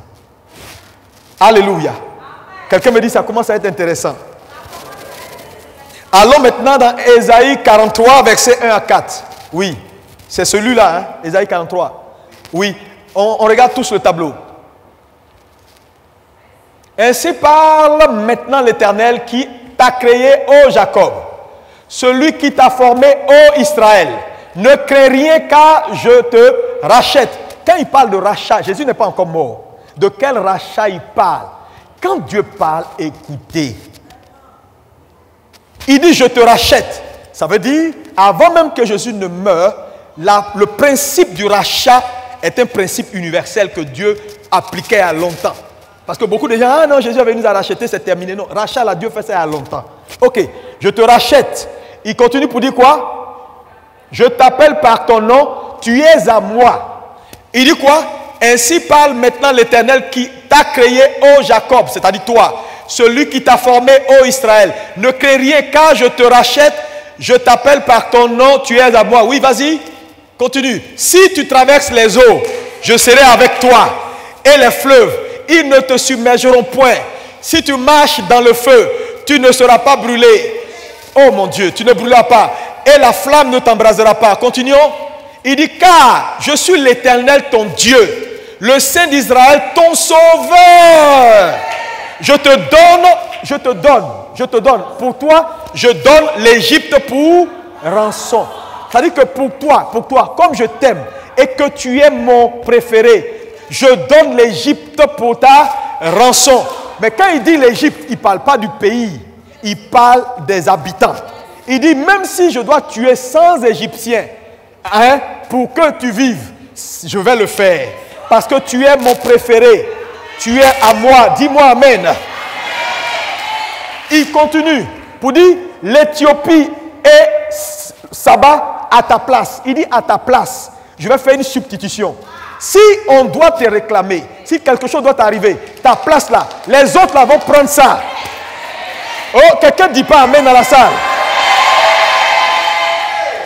Regardez au verset 4. Il dit, parce que tu as quoi? Tu as du prix à mes yeux. Parce que tu es honoré et que je t'aime. Alléluia. Je donne des hommes. Maintenant, il dit, maintenant il va généraliser. Il va généraliser pour dire, maintenant là, ce sont des hommes. Je prends les hommes là n'importe où. Tant que tu as besoin, tant qu'il y a un besoin de rachat, tant qu'il y a un besoin de substitution, je vais trouver poulet. Je vais trouver poulet pour mettre à ta place. Je vais trouver des hommes. Alléluia. À ta place et les peuples pour ta vie. Il dit même pour que tu vives, des peuples vont partir. Maintenant, suivez-moi ici tous. Suivez-moi tous. Suivez-moi. Regardez tout ce qui est dit. Ça, c'est très important. Ça veut dire quoi? La première chose que je veux que tu retiennes ici, en leçon, c'est que, en fait, c'est-à-dire, à qui tu appartiens détermine ta valeur ou ce que tu représentes. Ça, c'est le premier point. Parce que quand on lit, il dit tu as du prix à mes yeux. Donc on n'a pas du prix comme ça. Ton prix dépend dans les mains de qui tu es. Donc c'est parce que tu es dans une alliance et qu'il t'a pris pour lui, t'a choisi, qu'il dit je suis prêt à tout pour faire une rançon, pour faire une substitution. À ta place, je trouverai des peuples, des gens, et que même si 11 000 personnes doivent mourir, pour toi seul, je suis prêt. En fait, là où le verset est choquant, ça veut dire quoi? Ça veut dire que Dieu a la capacité de sauver les 11 000. Dieu peut les délivrer, mais Dieu dit, je ne le ferai pas. Parce que toi, c'est toi qui m'intéresse, parce que toi, tu as du prix à mes yeux. Alléluia. Alléluia. Maintenant, suivez. On a catégorisé la démographie en disant ceci, que dans la démographie du monde visible, nous avons deux types d'hommes, en plus des animaux et des végétaux, ainsi de suite. Il y a l'homme mort 2 fois, ou né 2 fois, et il y a l'homme né 1 fois. L'homme mort 2 fois, c'est celui qui a été racheté par le sang de l'agneau, qui a lavé sa robe dans le sang, qui a accepté Jésus réellement et qui désormais, on peut l'appeler, tu as du prix à mes yeux, c'est celui-là. Deuxièmement, il y a l'homme animal, l'homme né 1 fois, celui qui n'a pas de valeur, dont la vie est semblable à celui d'un animal. C'est lui ça. Maintenant, n'oubliez pas ceci, le monde des esprits est un monde de principes. Et l'un des principes importants que tu ne dois jamais oublier concernant le monde des esprits, c'est le principe de l'échange ou du sacrifice. Le monde des esprits répond au sacrifice ou au principe de l'échange. Est-ce que vous pouvez me dire amen? C'est essentiel. Maintenant, comme ces deux mondes interdépendants, en fonction de l'agenda, là où on veut amener l'agenda, il y a des demandes qui se font. Donc, quand la demande augmente dans le monde des esprits, il n'y a pas de bavardage. Soit on satisfait la demande, soit quelque chose se passe. Maintenant, le Seigneur est en train de nous révéler que, quand la demande augmente dans le monde spirituel, qu'importe ce qu'il faut pour la substitution ou le rachat, lui, Dieu, il est prêt à le faire. Ça veut dire quoi? Ça veut dire que vous tous qui êtes assis là, si certaines personnes n'étaient pas mortes en 2020, tu ne serais pas en vie. C'est le premier point. Tu sais, que Dieu ouvre tes yeux aujourd'hui.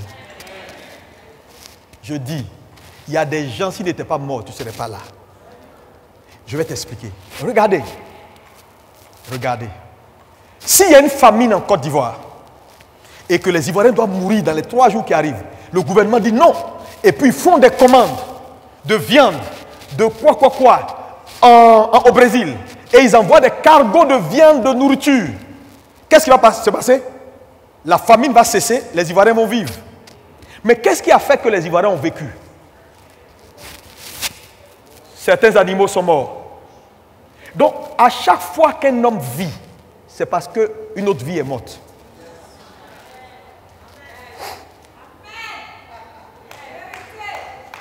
En d'autres termes, il faut bien écouter. Parce qu'à chaque fois que tu manges, n'oublie pas que la nourriture qui te maintient en vie emporte la vie des poissons, des bœufs, des animaux, des choux, des carottes. Parce que tout ça, ce sont des êtres vivants à un certain niveau. Donc en réalité, la vie est entretenue par la mort.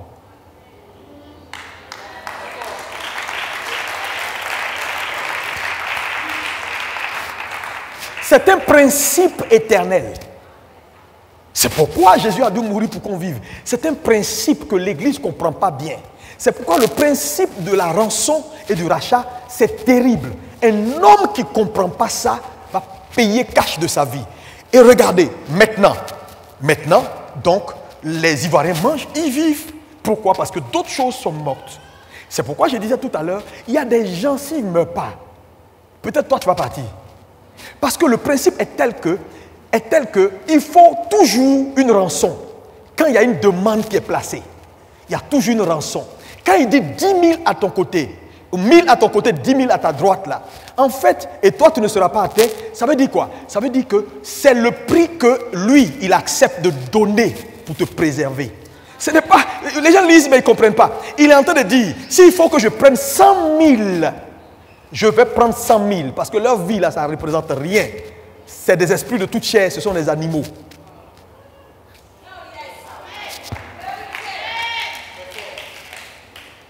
Ça veut dire, en deuxième point important que je veux que tu comprennes, tu dois faire gaffe aux gens qui sont dans ta maison, qui ne sont pas nés de nouveau, y compris tes enfants. Parce qu'ils peuvent aussi partir si la demande est forte. Parce que Dieu n'a pas d'égard pour personne que ceux qui sont nés deux fois.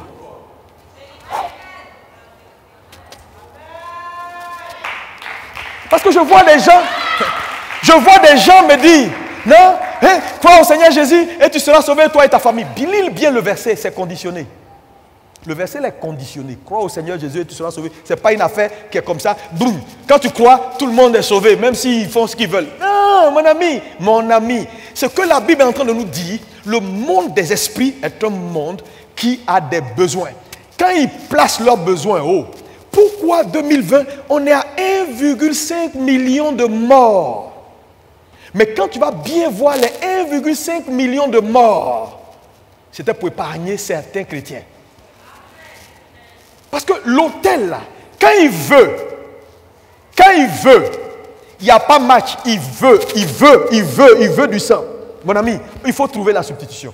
Le problème, c'est ça. C'est que s'il n'y a rien pour faire de la substitution, c'est dangereux. Donc, nous qui sommes nés de nouveau, qui lui appartenons, ce que nous devons comprendre et notre responsabilité dans ce siècle, c'est faire de nos maisons des sanctuaires de retraite pour ceux qui n'ont pas de marque. Parce qu'en Égypte, il a fallu la maison des Hébreux pour sauver certains Égyptiens. Sinon, ils mouraient. Ça veut dire quoi? Toi, tu ne dois plus vivre seulement pour toi, mais tu dois vivre une vie de sacrifice qui fait en sorte que, à chaque instant, les personnes que tu aimes et qui ne sont pas encore entrées aient quelque chose à présenter s'il y a une réclamation. Donc, ta responsabilité, c'est de les couvrir. Parce que même ton bébé qui est là, ton enfant qui est là, mon ami, il ne connaît pas Jésus. Jésus n'a pas de petit-fils. Non, papitou, moi je suis chrétien, j'ai pris à l'église. Frère, ton fils n'est pas converti encore. Hein? Tant qu'il n'arrive pas à un point où il accepte Jésus, il donne sa vie à Jésus, il naît de nouveau. Il est mort, il est né une seule fois. Et il fait partie de ce qu'on appelle le bétail. Le bétail, c'est ça le bétail. C'est ça le bétail. Les 1000 qui tombent et les 10 000 qui tombent. Frères et sœurs, la vie, elle est faite de rançon. Si tu vis, c'est parce qu'il y a des choses qui meurent. Le pouvoir de la substitution ou de la rançon. Et les gens du monde, là, ils savent ça. Les païens, là, ils savent ça. Et les chrétiens ne savent rien du tout. Ils viennent s'asseoir dans nos églises, ils sont là, alléluia, alléluia. Attends, une réclamation va pointer. Quand la réclamation a pointé sur Pierre, frère, Jésus dit, il faut que je paye ce prix-là, sinon le gars va partir. Pierre n'était pas encore converti, il faisait partie des gens qui étaient nés une fois. La Bible dit, c'est après ça qu'il s'est converti. C'est pas une... Ne joue pas avec. Tu seras surpris. C'est pourquoi Dieu m'a dit, il faut que tu te lèves. Et depuis que j'ai compris ce que je suis en train de vous dire, ma façon de voir même mes propres enfants a changé. Parce que les gars qui sont assis là, la seule chose qu'ils ont envie de faire, c'est manger. Prendre leur sac, manger, puis aller à l'école, prendre du pain. Ils ne savent rien de toute cette affaire. Ce n'est pas eux qui ont demandé de venir au monde, hein. C'est toi qui les as envoyés. Tu as la responsabilité de vivre une vie de sacrifice qui les couvre jusqu'à ce qu'ils prennent eux-mêmes le relais. Sinon, ils vont devenir du bétail. Sur tes propres yeux. Et ce matin, Dieu m'a dit, tu fais une offrande. J'ai pris une offrande pour mes enfants. Parce que je te dis, si tu ne pratiques pas certaines choses au quotidien, regarde, il faut avoir pitié d'eux. Hein. Ils se lèvent, ils vont à l'école. La probabilité pour qu'ils reviennent là, ce n'est pas au Reba Karababa. Ils vont revenir. Je suis un enfant de Dieu, je suis un serviteur. Non! S'il y a une réclamation qui pointe, le monde spirituel n'est pas dans les émotions. Il y a quoi qui est pourvu? Pour toi, oui, tu es déjà sécurisé parce que Dieu dit, je t'ai aimé, j'ai mis sur le sceau sur toi. Et pour toi, je suis prêt à tout. Personne ne va te toucher. Mais le vrai problème, c'est que ce n'est pas toi. Satan va toucher à des choses qui te font mal. C'est pourquoi il faut prier pour sa famille. Prier pour ses frères et sœurs. J'ai fait une offrande pour ma famille. Parce que dans tous les cas, si un meurt, tu vas pleurer. Oh, quelqu'un dit, mais pasteur, frères et sœurs, c'est sérieux. Vivre une vie de sacrifice. Mon Dieu, j'ai compris que ce n'est pas négociable. Certains me disent, oui, mais pasteur, sacrifice, sacrifice, sacrifice. Mais Jésus alors, Jésus a payé. Je te dis, j'ai donné cet exemple simple pour que tu comprennes. Si une maman se sacrifie pour envoyer son enfant en Occident, à l'étranger, elle vend sa maison, tout, pour payer ses études. Qu'est-ce qui va honorer le sacrifice de cette femme-là? C'est quoi? C'est si l'enfant se sacrifie à son tour pour étudier et avoir son diplôme. C'est quand il va se sacrifier pour étudier et avoir son diplôme que son diplôme va honorer quoi? Le sacrifice de sa mère. Sinon, elle ne peut jamais honorer, même si elle a fait un sacrifice. Si l'enfant échoue. Ça veut dire quoi? Jésus est cette mère qui a tout donné, qui a sacrifié sa vie pour nous. Maintenant, si toi, tu ne te sacrifies pas pour réussir et envoyer le trophée à Jésus, tu n'honores pas son sacrifice. Donc, quand vous me dites, ouais, pourquoi il faut sacrifier? Il ne faut pas sacrifier. Quand on parle de sacrifice, on ne parle pas forcément d'argent. Bien que l'argent soit important, mais on ne parle pas toujours d'argent. Le sacrifice, il veut dire quoi ici? Il veut dire que tu dois changer. Tu dois désormais avoir une vie plus consacrée. C'est un sacrifice. Quelqu'un qui décide d'être consacré fait du sacrifice. Quelqu'un qui décide d'être diligent pour que l'œuvre de Dieu avance fait du sacrifice. Quelqu'un qui vit sa vie pour que la gloire revienne à Jésus fait du sacrifice. Pendant que toutes les jeunes filles ont des copines dans le quartier et elles refusent d'avoir des copains pour que le nom de Jésus reste intact, c'est un sacrifice. Ça, c'est du sacrifice. Là où il n'y a pas de vie de sacrifice, il n'y a pas d'enfantement. L'enfantement, c'est la vie de sacrifice. C'est la vie de sacrifice qui te permet de faire ce qu'on appelle l'enfantement. L'enfantement, c'est quoi? L'enfantement, c'est ta capacité à faire quitter de l'invisible ce qu'il faut pour le matérialiser dans ton visible. C'est ça qu'on dit l'enfantement. Mais la force de l'enfantement, alléluia, c'est le pouvoir du sacrifice. Dis-moi amen. Oh, que ton amen soit plus fort que ça. Makarabababa. Lisons. Ésaïe 37, verset 33. C'est pourquoi, ainsi parle l'Éternel, sur le roi d'Assyrie, il n'entrera point dans cette ville, quoi? Il n'y lancera point de trait. Il ne lui présentera point, quoi? De bouclier et point. Il ne s'élèvera point de retranchement contre elle. Oui. Il s'en retournera par le chemin par lequel il est venu. Oui. Et il n'entrera point dans cette ville, dit l'Éternel. Je protégerai cette ville pour la sauver, à cause de moi et à cause de David, mon serviteur. Et à cause de David, mon serviteur. Lis-moi le 33, exactement le 33. C'est pourquoi ainsi parle l'Éternel sur le roi d'Assyrie. Il n'entrera point dans cette ville. Il n'y lancera point de trait. Il ne lui présentera point de bouclier et il n'élèvera point de retranchement contre elle. Verset 34. Oui, vas-y. Il s'en retournera par le chemin par lequel il est venu et il n'entrera point dans cette ville, dit l'Éternel. Dit l'Éternel, oui. Verset 35. Je protégerai cette ville pour la sauver à cause de moi et à cause de David, mon serviteur. Amen. Est-ce qu'on peut acclamer le Seigneur? Frère, les choses spirituelles sont étranges. Hein? Dis avec moi, les choses spirituelles sont étranges. Je vais te montrer un autre verset quelque part. Je suis en train de le sortir. Parce que je veux vraiment que tu saisisses ce que je suis en train de dire. Parce que l'enfantement est quelque chose de très important. Alléluia. Quand on parle de l'enfantement, c'est le pouvoir du sacrifice. C'est ton sacrifice qui te permet de faire de l'enfantement. La force de l'enfantement, c'est le sacrifice. La vie de sacrifice, elle te donne de la dépendance vis-à-vis de Dieu. Donc, là où tu n'as pas de vie de sacrifice, il n'y aura pas d'enfantement dans ta vie. Ça veut dire qu'il n'y a rien qui va quitter le spirituel pour entrer dans ton quotidien. La vie de sacrifice permet également de faire quoi? De couvrir, de pouvoir à ce qu'on appelle à la substitution, de pouvoir. Alléluia. Ça veut dire quoi? Ça veut dire que tu dois cultiver cette vie-là maintenant de telle sorte que partout où tu passes, alléluia, ce n'est plus toi, mais c'est également ceux qui t'entourent. C'est pourquoi l'église doit se réveiller pour ne plus rester là. L'église ne prie pas, les gens sont là, ils ne vivent pas de vie de sacrifice, ils ne veulent pas se consacrer, ils ne veulent pas aller en eau profonde, ils ne veulent pas devenir des chrétiens que Dieu approuve, ils ne veulent pas payer le prix. Mon ami, tu vas condamner tous ceux qui t'entourent. Ouais. Tu vas condamner les gens. Hein? Si tu aimes quelqu'un, paye le prix. Parce que quand la demande va se faire, et qu'il n'y a pas de rançon, c'est foutu. Maintenant, lisons un verset dans le Nouveau Testament pour te permettre de tailler ce que je suis en train de dire dans Luc 13, verset 1. Luc 13, verset 1 à 5. En ce même temps, quelques personnes qui se trouvaient là racontaient à Jésus ce qui était arrivé à des Galiléens dont Pilate avait mêlé le sang avec celui de leur sacrifice. Il leur répondit: croyez-vous que ces Galiléens fussent de plus grands pécheurs que tous les autres Galiléens parce qu'ils ont souffert de la sorte? Non, je vous le dis.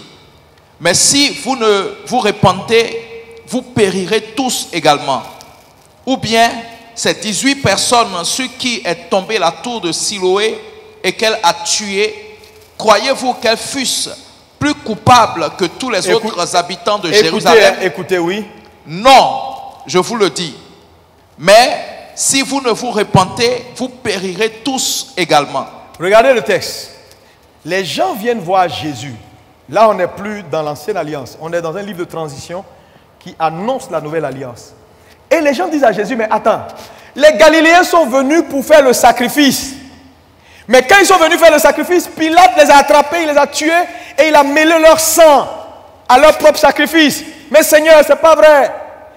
Et ils s'attendaient à ce que Jésus réponde. Et regardez la réponse de Jésus.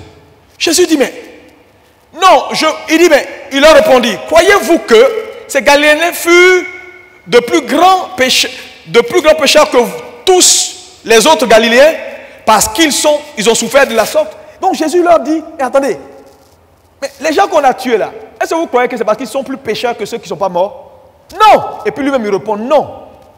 Attends, donc les gens sont surpris parce qu'ils s'attendaient à ce que Jésus leur dise, mais Pilate déconne. Comment toi tu peux tuer des gens qui sont venus faire un sacrifice et puis mêler leur sang à leur propre sacrifice? Non, Pilate, non, j'aime pas ça. Les gars, écoutez, on va appeler les archanges là, on va attaquer le palais. Jésus ne répond pas comme ça. Mais ce qu'il dit, il dit, mais les gens qui sont morts là, les autres qui ne sont pas morts ne sont pas plus pécheurs que hein? En fait, ce que Jésus est en train de dire, c'est du bétail. S'ils sont morts, c'est du bétail. Le problème, c'est quoi? Quand Noël arrive, les poulets qu'on tue là, c'est ceux qui sont devant. Les autres, poulets arrivent.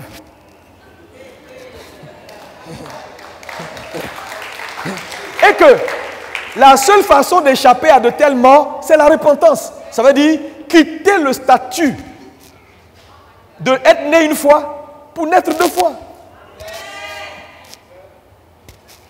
C'est ce qu'il leur dit. C'est choquant. C'est choquant. Il est en train de leur dire, c'est comme ça. Et puis il donne un deuxième exemple pour dire, bon, écoute, là encore Pilate a fait. Mais regardez, l'autre fois, quand la tour est tombée, ça a tué les gens là. C'est pas parce qu'ils n'ont rien fait. C'est normal. Mais si vous là, vous ne vous repentez pas, c'est comme ça que vous allez finir. Hein?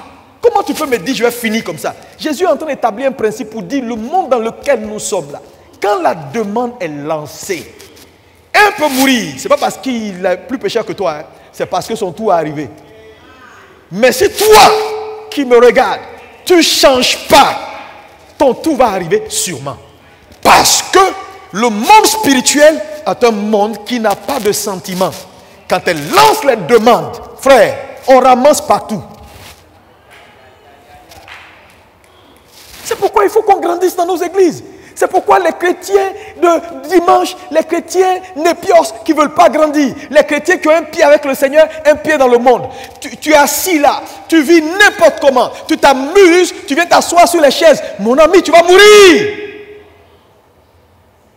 Jésus dit, non, ceux qui sont morts là, ils n'ont pas péché plus que les anciens. Ceux qui sont vous qui vivez. Si vous ne changez pas, lisons la deuxième partie de Jésus. Il dit quoi? Il dit, ou bien, c'est 18 personnes sur qui est tombée la tour de Siloé. Et qu'elle a tué. Oui. Croyez-vous qu'elles fussent plus coupables que tous les autres habitants de Jérusalem? Non, je vous le dis. Mais si vous ne vous repentez, vous périrez tous également. Ce n'est pas une affaire de coupable. Les gens qui meurent au CHU, qui sont malades là, ce n'est pas coupable. Hein? On a pris les poulets qui sont devant. Les autres vont faire cuit, ils vont arriver devant aussi. Mais là où ta main arrive, tu prends. Et puis après, maintenant, quand il y a autre chose, là où ta main arrive, tu prends. C'est pourquoi il dit 10 000 ici, 11 000. Ce n'est pas mon problème. Je ne suis pas là pour eux. Je ne suis pas là pour les gens. Maintenant, c'est toi qui as la responsabilité de comprendre que le monde spirituel ne répond pas aux pleurs et qu'elle répond à la loi de l'échange ou des rançons. Donc, de faire en sorte que les gens qui te tiennent à cœur, qu'ils aient toujours de quoi placer s'il y a une demande sur leur vie. Ça veut dire quoi? Nous devons redoubler notre capacité d'évangéliser, de prier, de faire en sorte que notre maison devienne la maison où il y a le sceau. Pour que quand quelqu'un entre, on ne peut pas le toucher. Oh, quelqu'un me dit amen, amen, amen, amen, amen, amen. Frères et sœurs, voilà pourquoi il faut vous réveiller. Il faut vous réveiller. Vivre une vie de sacrifice n'est pas négociable. Il va arriver des moments où tu seras faible. Tu vas faire des choses qui vont te sortir de la couverture. Si tu n'as rien, tu vas voir, Satan il ne joue pas. Devenez spirituel, grandissez, connaissez Jésus, sortez de cette vie médiocre. Consacrez-vous, payez le prix. Soyez des vrais chrétiens. Quand on te donne une responsabilité, paye le prix. Des gens qui ne veulent rien faire, venir à l'église, il faut prier pour eux. Fais travailler pour Dieu, il faut prier pour eux. La vie de sacrifice, ta capacité à voir l'œuvre de Dieu avancer, à te consacrer, à payer, à soutenir l'œuvre, à donner, à être présent, à être là. Ça, c'est une vie de sacrifice. Tu n'es même pas capable de tenir une responsabilité. Quel sacrifice tu fais? Quel sacrifice? Quel sacrifice? Regardez aujourd'hui l'église. Nos églises sont à l'image de notre peuple qui ne veut pas payer le prix. Pourquoi l'islam progresse? Parce que c'est des guerriers qui sont prêts à mourir pour leur religion. Nos chrétiens, pas du tout. Le nom de Jésus, ce n'est pas leur problème. Jésus n'a qu'à me donner. Quand il faut être là, non. Quand il faut faire, moi je ne parle plus. Maintenant, je regarde Dieu faire. Frères et sœurs, cette décennie est dangereuse. Cette décennie-là, ceux qui vont finir la décennie-là, on va les acclamer. Parce que ce n'est pas une petite décennie. Regardez comment nous sommes en zone de turbulence. Tu te promènes dans les rues, les maladies même te guettent. Si tu n'as rien pour te soutenir, mon ami, ça va être chaud. La Covid a emporté des gens. Et elle n'a pas fini. Elle n'a pas fini. Elle n'a pas fini. Elle n'a pas fini. Là où je te parle, là, ils sont en train d'enterrer des gens honorables qui ne se promènent pas dans les rues pour attraper Covid. Non, ils ne sont pas jamais, ils ne sont pas quelque part. C'est pour entendre un camion est parti, 25 000 morts. On dit il y a 25 000 morts dans un stade, le stade s'est écroulé sur eux. Tu es là, oh Seigneur, pourquoi? Mon ami, c'est bétail.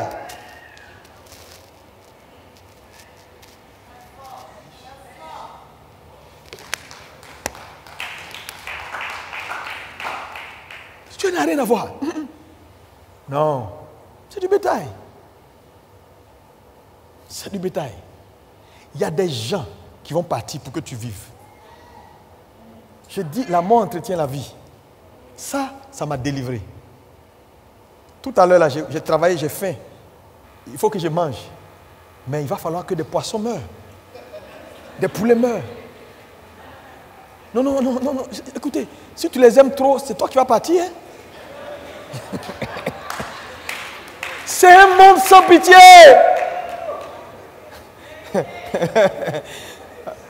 Le pouvoir de la substitution, c'est réel. Tu vas te retrouver dans des situations.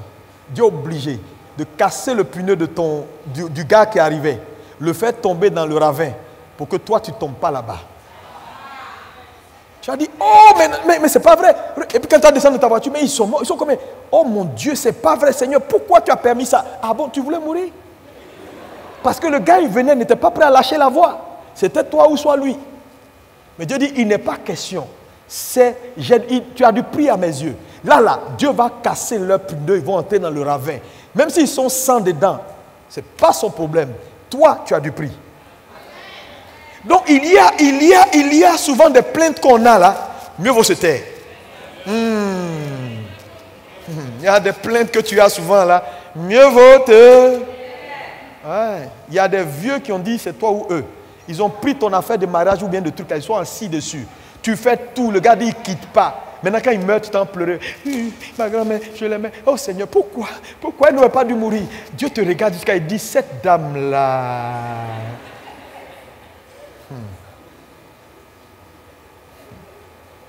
Je comprends souvent les Nigériens, quand ils prient. Frère, je te dis, il y a des choses, il ne faut pas avoir peur. Si tu dois vivre pour que quelque chose meure, qu'il meure. Parce que ce n'est pas toi qui vas mourir. Quelqu'un me dit amen.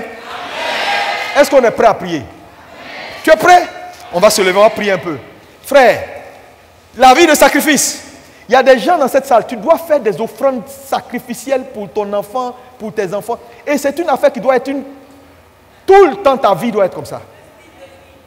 Un style, je te dis, tu sors. Quand tu les regardes, quand ils commencent à avoir des trucs dans ta maison, mon ami, tu sors ton chéquier. Il y a une réclamation. Il n'est pas question. Le petit là, lui, il ne comprend rien. C'est je veux biscuit, je veux biscuit, je veux biscuit. Il va à l'école, il revient. Il est là comme ça, il ronfle. Il ne comprend rien du tout. Mon ami, il fait partie de la liste des bétails. Je suis désolé si c'est ton enfant, mais c'est normal. Nos enfants font partie tous. Tant qu'ils n'ont pas encore accepté Jésus.